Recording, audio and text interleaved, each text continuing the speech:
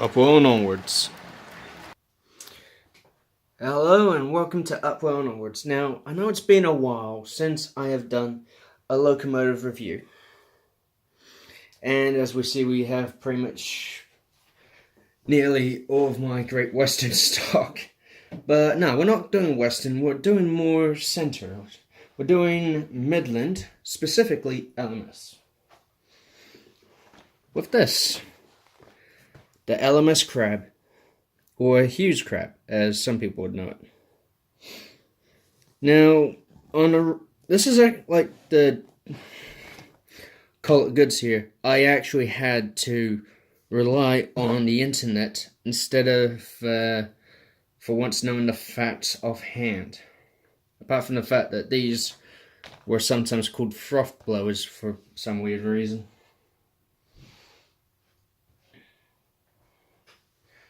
So, they were built by the LMS, designed by Mr. Hughes. And though they have Fowler style tenders, weirdly the tender is more narrow than the cab. It's odd that.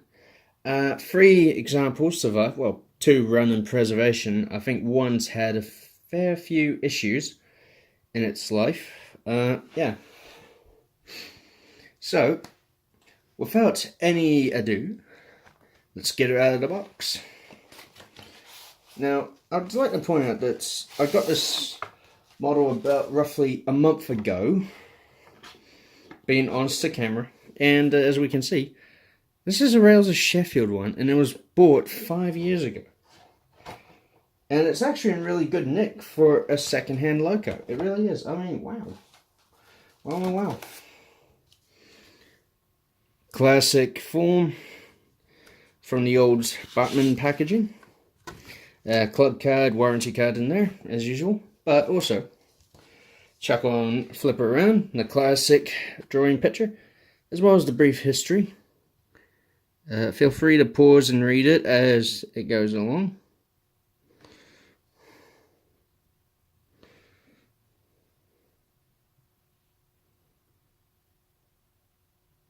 Okay, now we get to one of my favorite bits, the exploded diagram.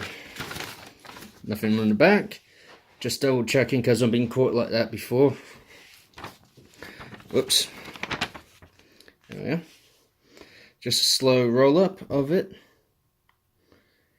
And roll down because the autofocus went to Spittsville.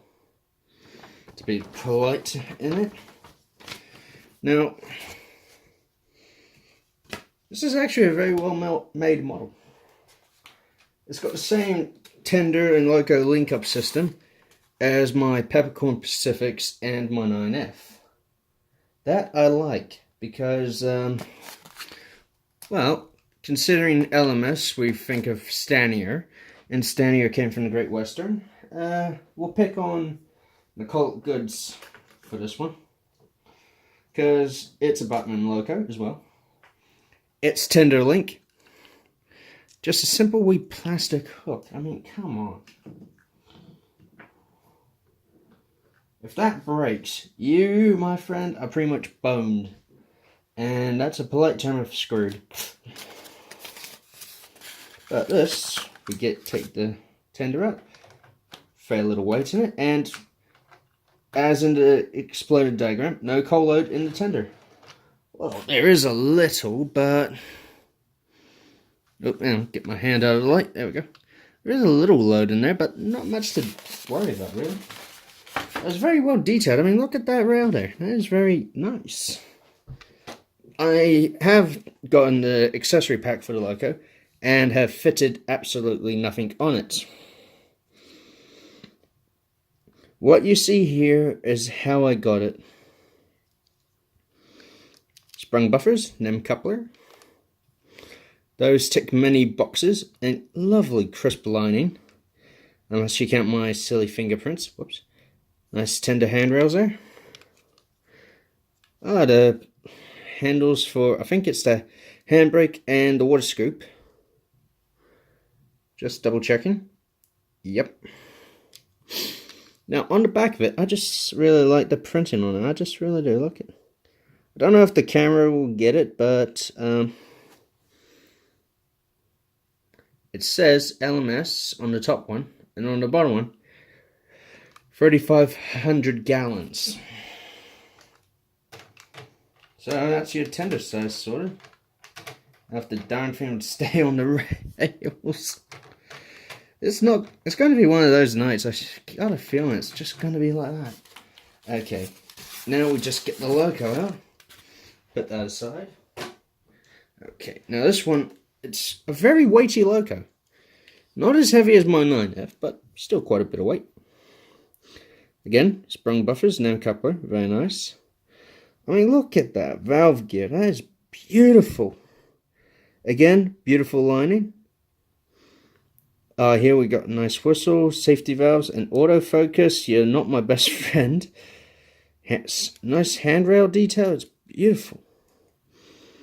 The underside of it's just as good. Those brass bits, I believe it are oiling points. So instead of having, you know, just dabble here, dabble there, you just point the oiler inside those bits there, and it oils the things. I found that out the interesting way. A very well detailed cab. Not color detailed, but detailed. I wish there was a way to show you, but I don't seem to have a light on me at the moment. Which, oh, there's one right in the background, for crying out loud. There we go. There we go. That's one way to show the cab. We got glazed windows, and if we can see, you know, right about here, that's the loco classification right there. Now it reads, the top one says 3P4F, but later on these were known as Class 5 locomotives. So they must have done something to get into that brute force power. All I know is this is now my biggest LMS loco, and I'm happy about that. I'll just hook it up to its tender. There we go. Like the 9F, I'm able to get it to the second notch. Sweet. There we go. All on the track. Now, normally I would give it a run around in that, but seeing how long I've had it, it's already had a good run in. But, you know, what the heck. Let's chuck it in reverse for it. And while it gets ready, I might as well prepare its train. Now, I never really had it... Yeah, I know it's still looking at the color gear in that, but there we go, in the background. Trying a new camera stand, and it is... Well, not to offend anyone, rubbish. Thinking of getting a proper one day. But it keeps the camera out of sight of the train I'm setting up, so I'm happy, I guess. Because it's actually some rolling stock I really don't show often, and I've had it for a fair number of years now. Probably even before I got my teak coaches for my LMEO locomotives. So that is quite a long time ago.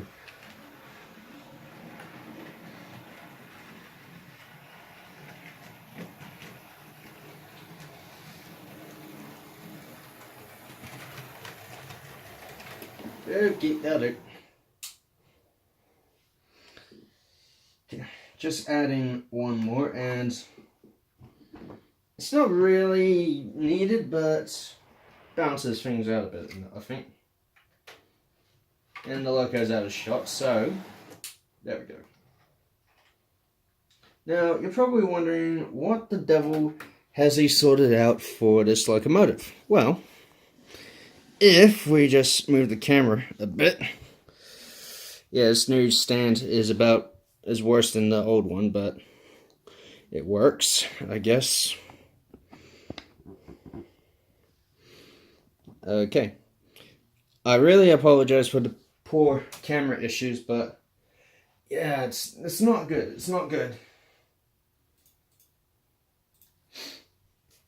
Okay, let's just get the locomotive hooked up to its train, and it will be revealed on, still yet to add point motors, and it will be revealed on what it's hauling if it didn't just hit a dead spot.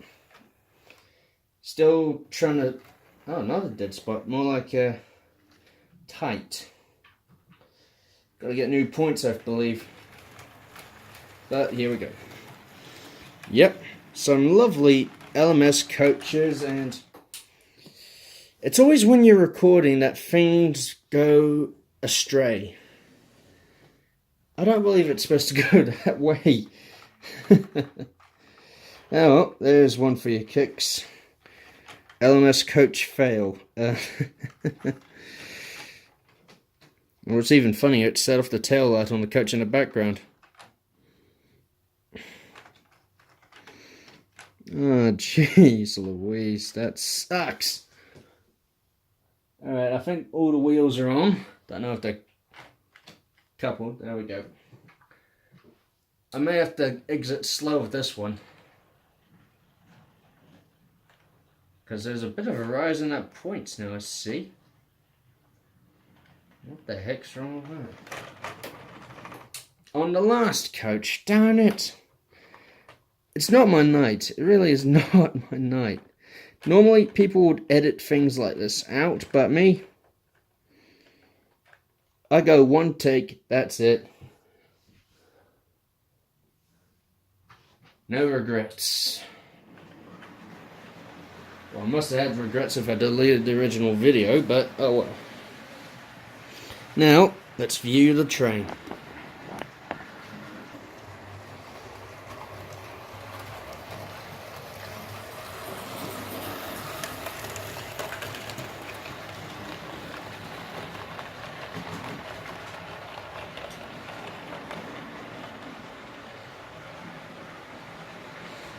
Just pointing out, that's about half speed on the control here. And that's how fast it's going. Yikes. Just kick it up a notch. There we go.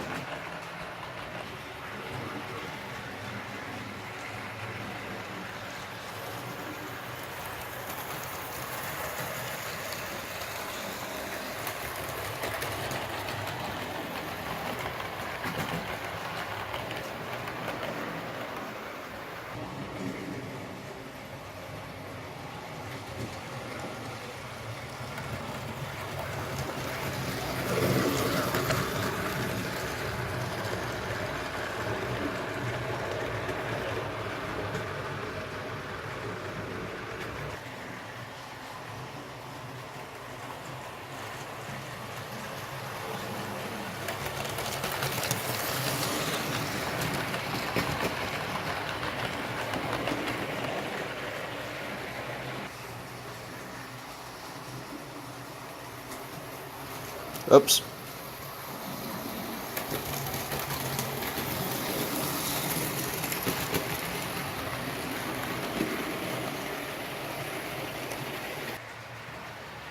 Well, I do believe that makes a very conclusive run. Sorry if I didn't really bring in much facts in there about the locomotive. Still learning about it, and the other locomotive I'll review in a future video. I really appreciate you all for watching. Thank you. This is Upwell and Onwards, saying good night.